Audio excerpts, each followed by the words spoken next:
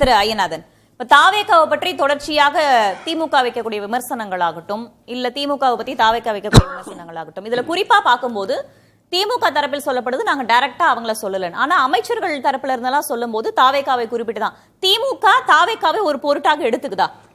அதற்கான பயமோ பதட்டமோ அவங்களுக்கு இருக்கா, இல்ல அவங்க போற போக்குல தட்டி விட்டு? திமுக ஒரு ஆட்சியில் இருக்கக்கூடிய ஒரு கட்சி, அவங்களுடைய பேசிஸ் என்னது, அவங்க என்ன அந்த மக்களுக்கு செஞ்சிருக்கிறாங்கன்றது அவங்களுடைய ஸ்ட்ரென்த்.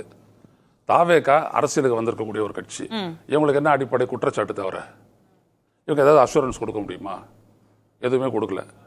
புரியுதுங்களா? நாங்கள் ஆட்சிக்கு வந்தால் நல்லது பண்ணுவோம் அப்படின்றத தவிர தாண்டி அவங்களுக்கு ஒன்றும் கிடையாது. ஆனால் ஒரு கவர்மெண்ட்டில் இருக்கிற ஒரு கட்சிக்கு வந்துட்டு அவங்களுடைய சாதனை தான் வந்துட்டு அந்த மக்கள்கிட்ட பேச போகுது. புரியுதுங்களா? இவங்க செய்யலை அப்படின்றதான் இவங்களுக்கான அரசியல். இந்த இடத்துல பேசுங்க. இவங்களுக்கு வந்துட்டு அவங்க சொன்னதுக்கெல்லாம் இவங்க பதில் சொல்றாங்களா அப்படின்றது அது தேவையே இல்லை. இல்ல திமுக இதுக்கு முன்னாடி பார்த்தோம் அப்படின்னா திரு எடப்பாடி பழனிசாமி அவர்களுடைய விமர்சனத்திற்கு போர்மடெல்லாம் பதில் சொல்லிட்டு இருந்தாங்க.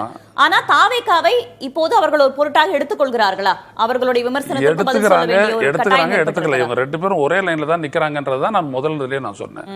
எதை எடப்பாடி பழனிசாமி பண்றாரோ அதே குற்றச்சாட்டு அரசியல் தான் நேற்று விஜயும் கையில் எடுத்து பண்ணிட்டு இருக்கிறாரு. அவ்வளவுதான். அவர் வந்துட்டு இந்த மக்கள் வந்துட்டு நாங்க தாவேகா ஆட்சிக்கு வந்தா எப்படிப்பட்ட ஒரு தமிழ்நாடு இருக்கும் அப்படின்ற எந்த விதமான இதையும் அவர் தரல. புரியுதுங்களா? அது ஒரு சாதாரணமா ஒரு குற்றச்சாட்டு அரசியலை பண்ணிட்டு ஒரு 2-3 விஷயத்தை பிஜேபியும் எதிர்த்துட்டு அவர் போயிடுறாரு. அவ்வளவுதான். புரியுதுங்களா? நான் முக்கியமா ஒண்ணு வந்துட்டு நந்தகுமார் சொன்ன ஒரு விடயத்துக்கு வரேன். அதாவது இவர் வந்துட்ட உடனேயே அந்த அம்பேத்கருடைய பேர் சொன்ன உடனே அந்த மாநாட்டில் பெரிய அளவுக்கு ஒரு கரகோஷம் வந்துச்சு அப்படின்னு.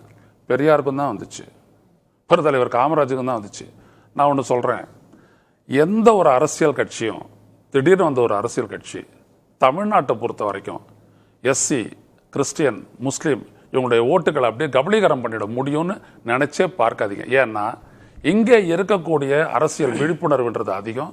ரெண்டாவது, இங்கே இருக்கக்கூடிய விடுதலை சிறுத்தைகள் என்கின்ற ஒரு கட்சி எந்த அளவிற்கு அந்த மக்களை வந்துட்டு டவுன்ட்ராடன் அவங்கள வந்துட்டு எந்த அளவிற்கு அரசியல் படுத்தி இருக்கிறது அப்படின்றத பார்க்கணும்.